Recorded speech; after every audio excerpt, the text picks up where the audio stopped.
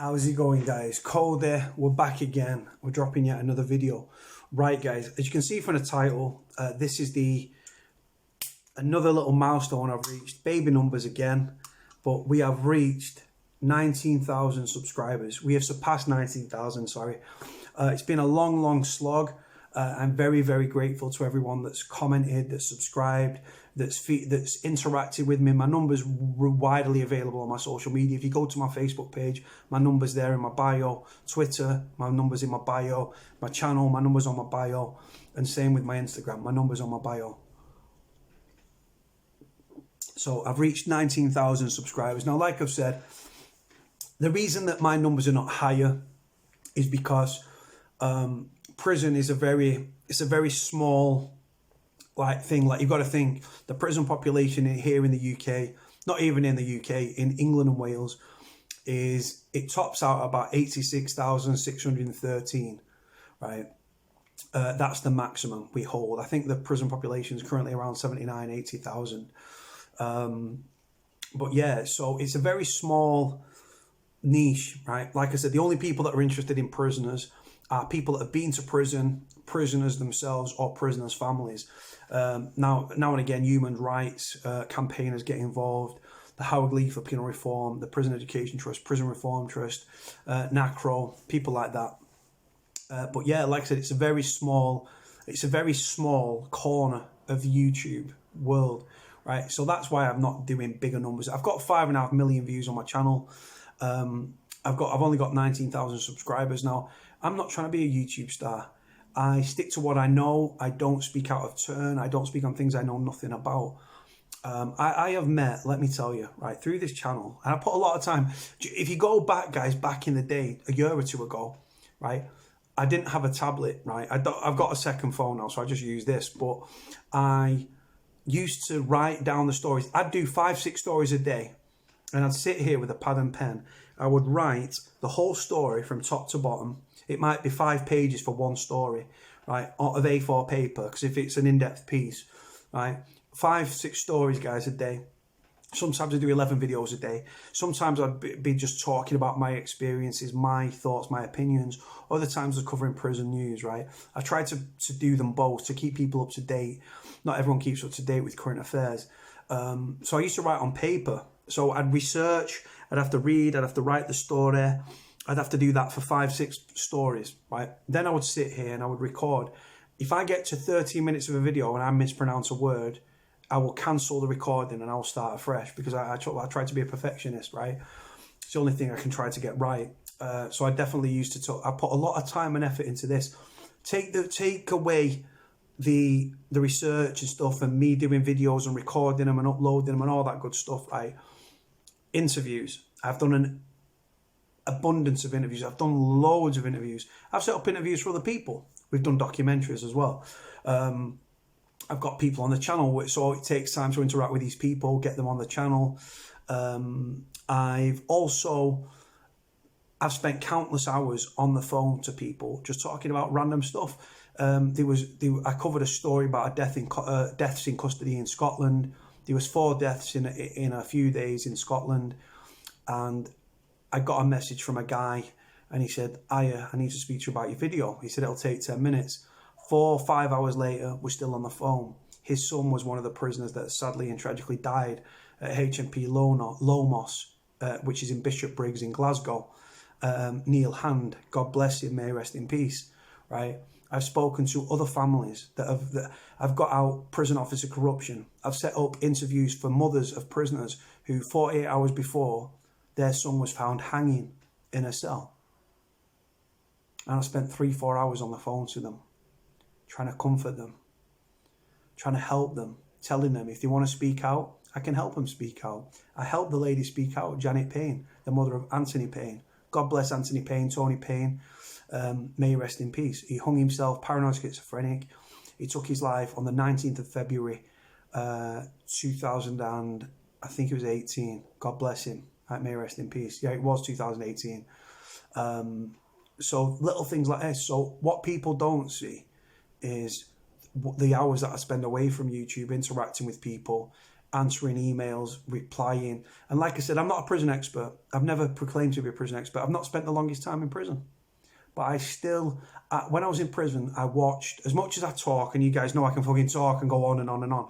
As much as I talk, I actually listen and I study and I watch and I read and I interact. And when I was in prison, I watched a lot. And before I left prison, there was a guy by the name of, his name evades me, God bless him, but he passed away in Forest Bank. And when I left the prison, before I left the prison, I said to one of the boys, I said to Esky boy, I said, watch the Screws office, because there was a notice on the wall. I ripped it off, folded it into like a stamp, ran back to my pad, put it in my box, and when I left the prison, I made sure to get it out to the media, because I knew that his name would never see the light of day. I've covered, and the reason that I forget that prisoner's name, and that's embarrassing, because I've covered so many prison deaths, prison suicides, prison murders. There's even been murders that we broke on this channel. The murder of Stephen O'Donnell in Risley last year. God bless him. May he rest in peace. Traveller boy from Stockport. Again, God bless him. God bless his family. May he rest in peace. Right, by the guy who stabbed him was Idris A. Gray, kid from Wythenshawe. So we broke deaths, we broke murders, we broke suicides. I've even broke a prison officer suicide on this channel. I put my channel down a lot because I'm a realist. I know that my channel's not the best. I know that I speak too much. I know that sometimes my anxiety kicks in and I speak at 1,000 miles an hour. But let me tell you straight, my intentions are good. I've got good intentions. My heart is very pure. My aim is very pure.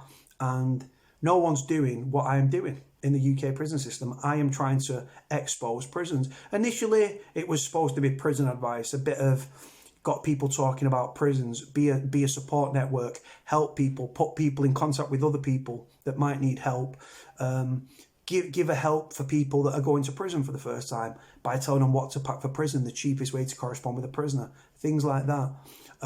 Help and advice for prisoners, friends and family, because there's not a book out there. When someone goes to prison for the first time, there isn't an awful lot of information. And when you contact the prison, because he's ended up in prison, so I'll contact the prison, and the prison won't confirm whether or not your son or daughter's there, because we've obviously got female offenders. So my channel's, I've put a lot of time and effort into my channel. And like I said, research and everything, and interviews, and setting up interviews for other people, and speaking to parents of families that have been bereaved and putting them in contact with other families that have gone through the same system, unfortunately, and the same pain and heartache. At the end of the day, no mother, no father should ever have to bury their son. And unfortunately, with prisons, it's happened far too many times and continues to happen. Prisoners are not given a death sentence. Prisoners are given a prison sentence, not a death sentence. But the way that prisons are run is to break you in every conceivable way. And what we do as men, we do the whole macho thing. Oh yeah, prison's easy. And like I said, I've had some of my greatest times in prison. I've had some of my funniest laughs in prison. I've also broke down in prison. I also contemplated suicide in prison. I found myself. I lost myself. I found myself again. I reinvented myself. I came away from prison 3.5 years ago, and I've never looked back. I've not been in any sort of criminal trouble. I swapped words with someone, nearly kicked the fuck out of someone in a Tesco car park a few months ago. But that's about it. I'm crime free. It's boring. It's mundane. I'm on the bones of my ass. No one will give me a job. God knows I've tried. But I remain undeterred. I stay on my crimeless path. And let me tell you, when people are hitting you up, offers of work, like thousands of pounds to go back to work, right, work in the criminal fraternity, and you're getting people say, no, we're not going to give you a job, we're not giving you a job, we're not giving you a job, you've not been successful, don't even get through the door for an interview. I've got no education, I've got no GCSEs, I've got no real work experience. The only thing I know how to do is security and hurt people and violence. That's it. And that's it. And like firearms, train with firearms. But the only place you can use that is in the army, where that's where I got them skills, or in the criminal underworld. You see what I'm saying? So yeah, I stay on this crimeless path, and I've interacted with some amazing people. People like CJ, He's got a little daughter, Sienna. He's got a little bambino on the way, little baby on the way. People like John O, people like Big Q, people like Dan Robinson in Pittsburgh, Pennsylvania, in America. I've spoken to a female subscriber from New York previously. I'd spoken to a girl from she was from North Carolina, but she was living in Salvo, North Carolina. I've spoken to girlfriends of prisoners. I've spoken to fathers of prisoners, mothers of prisoners, husbands, wives of fellas that have been sent to prison for the first time. I've met some, and you know what? For some reason, I don't know why this is, I always seem to bump into subscribers either in the supermarket or out and about. I don't get it. It's mad. When people recognise me from YouTube, it is a very, very weird feeling. But do you know what? I've had some great interactions. I've met some amazing people. I'm always looking for new people to come on the channel to tell their story, to speak out and everything like that. If you're a girlfriend of a prisoner, if you're the mother of a prisoner, if you are a former prisoner and you'd like to get your voice out there and spill the guts on stories that you've got from inside prisons, or want to write any one off, or prison officers or prisons, or review prisons, my number will be in the description below, and hit me up. But guys, I've reached 19,000. It's not the highest number, I understand this, and I'm not getting chufties off it. But to say that about 2.5 years ago I had like 2,000 subscribers, I'm really, really happy with the growth that my channel's gained, right? And I'm very blessed and very honoured, and I'm very grateful for everyone's comments, subscriptions. Like I said, not a prison expert, not a crime expert, I'm just a dickhead. I'm nobody. In the eyes of the police, I was a minor and a criminal in the world. I don't say that. That's just the way that things are painted out. I was just a loyal friend. And I can look myself in the mirror knowing that I didn't burn people. I didn't stab people in the back. Unfortunately, though, when you're looking out for people and they're looking out for themselves, loyalty is not rewarded and respected, unfortunately. Still stay loyal. I can still look myself in the mirror. Going to leave it there, guys. I've waffled on for 12 minutes. Very, very grateful for everyone's comments, feedback, time, everything else. If you want to donate to my channel as well, I'll put my PayPal in the description as well. Again, God bless everyone. 19K, very blessed, very honoured. It's like a fifth of the prison population, or no, a quarter of the prison population now. Leave it there, guys. Like, comment, subscribe. Put your comments in the comment section below. Cody out.